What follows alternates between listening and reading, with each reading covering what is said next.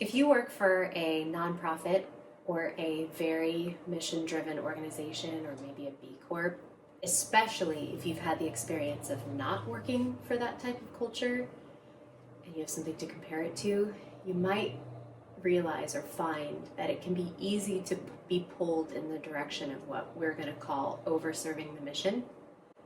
And I want to be clear as we get into this conversation today that there's absolutely nothing wrong with being part of or running a mission-based organization.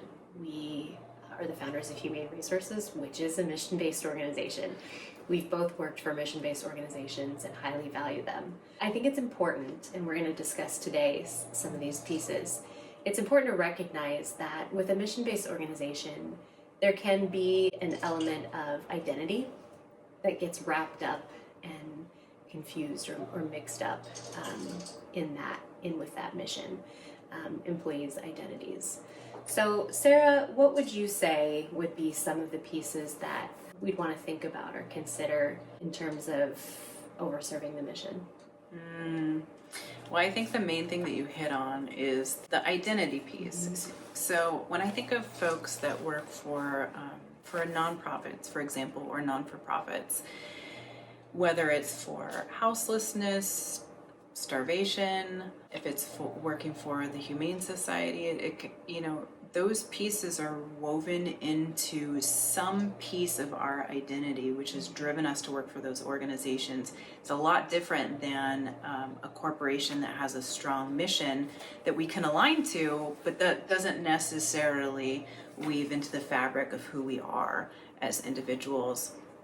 And I think that the thing that comes up for me when I think about those differences that's so concerning in a way is that folks that are driving toward that mission in the non-for-profit or the B Corp that are trying to really do a lot of good work and save the world, right, in whatever way we can, because we want to do good as individuals, can oftentimes really become drained and in some ways taken advantage of in a way that's different than in the corporate world, and that the leadership tends to really push on focusing on the mission, like focusing on who we're trying to protect or save or resource.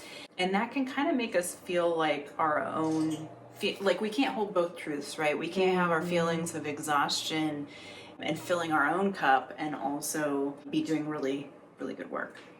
Yeah, that's a really good point, and that actually makes me think of one thing in particular, which is separating from your employer. If you've come to the realization that it's time to separate for whatever reason, maybe for family needs, maybe you need to move, something like that, it would be much easier, and I can say this from experience, much easier to leave a job that's not mission-based, right? Because you've made those determinations and you can very logically say, okay, I need to make this change.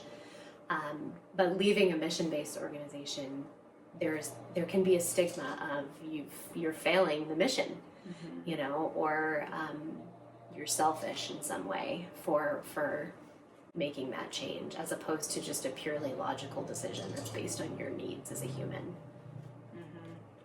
Yeah, and it makes me think about self-care, and self-care is kind of this buzzword, and I think that tends to shift into consumerism, but I think at the root and what's most important about self-care is just being aware of your own needs. And for some of us, it's alone time, maybe for an introvert that is continually working with communities and work for this, mission-driven organization.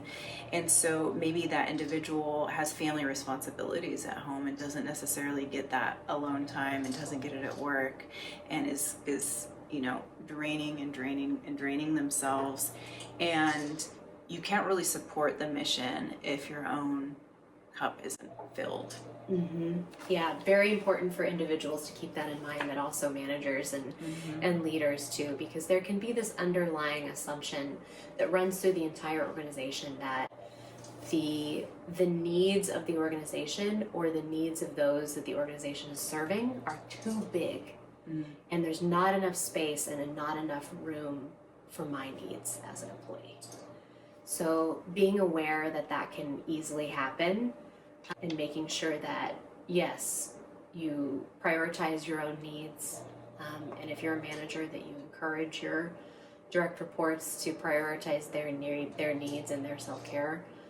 Hugely important. I was just sitting here thinking about what can these organizations do to kind of get ahead of this, and I really believe that mission-based orgs, B Corps, nonprofits should have very strong, robust wellness initiatives, strong benefits, because these folks are in very important roles that are, like you said, saving the world. So we need to care for them and fill their cup so that they can then do the great work that we need them to do. Anything else you would add onto that? Yeah, I mean, I think that just like any other organization, and I understand, with nonprofits, it's all about budgeting and grants and whatnot, and serving those clients that are financially allowing the company to continue.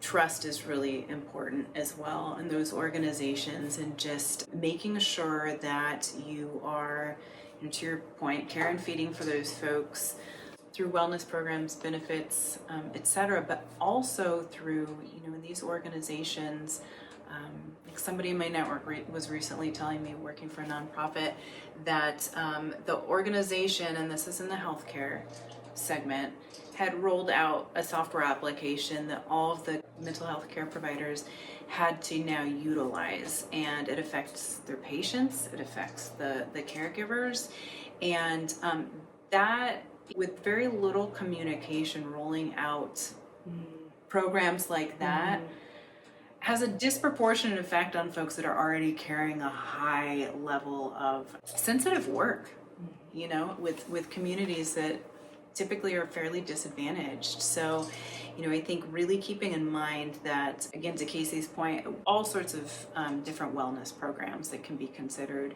reminding employees to care for themselves and giving the space for them to care for themselves, and remembering that communication is really key. If you're making changes without communicating, that can create a lot of stress, and it's free to communicate, right? That doesn't cost the company any money, and it can end up saving the company in the long run with confusion, stress, panic of their employees.